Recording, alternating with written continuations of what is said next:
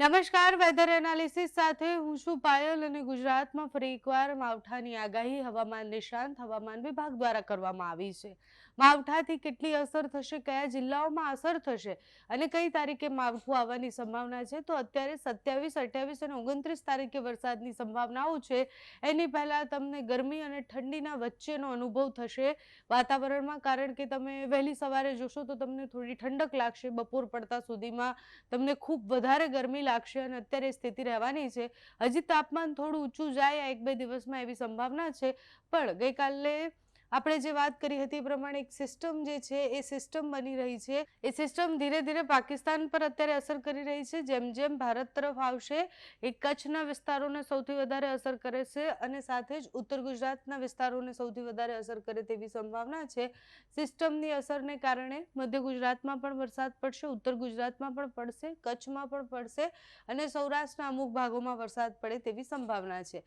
આજના દિવસમાં વાતાવરણ ગઈકાલે જેમ હતું એમ થોડુંક વાદળછાયું રહેશે, એટલે અમુક વિસ્તારોમાં વાદળો ઘેરાઈ જશે. આપણને એવું લાગશે કે વરસાદ પડવાનો છે, પણ અત્યારે વરસાદની કોઈ સંભાવનાઓ નથી.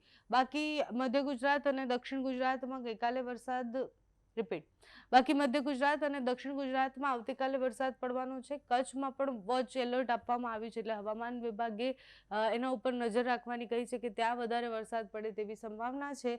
અને પછી જે સિસ્ટમ આવી રહી છે એ સિસ્ટમ ઘણી મજબૂત પણ છે. ઈરાન તરફથી ધીરે ધીરે આગળ વધશે, પાકિસ્તાનથી ભારત તરફે આગળ આવે એવી સંભાવના છે. સિસ્ટમ જ્યાં સુધી ભારત પહોંચશે ત્યાં સુધી એની તીવ્રતા ઓછી થઈ જશે, પણ એની અસરો રહેશે. સાથે જ વેસ્ટર્ન ડિસ્ટર્બન્સની સિસ્ટમો જે છે ઉપરના પ્રદેશોમાં વરસાદ લાવે છે, હિમવર્ષા લાવે છે, એની અસરો પણ જોવા મળશે. એટલે ગુજરાતમાં હવે આગામી 2-3 દિવસ સુધી 27, 28 અને 29 તારીખ સુધી સામાન્યથી મધ્યમ વરસાદ પડે તેવી સંભાવના છે.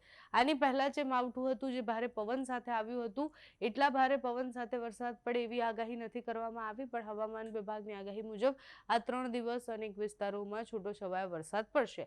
માર્ચ મહિના સિવાય એપ્રિલમાં પણ વરસાદની સંભાવના છે, મેમાં પણ વરસાદની સંભાવના છે અને મેમાં તો ઘણા બધા ચક્રવાત બને એટલે વાવાઝોડા બને એવી આગાહી પણ કરવામાં આવી છે.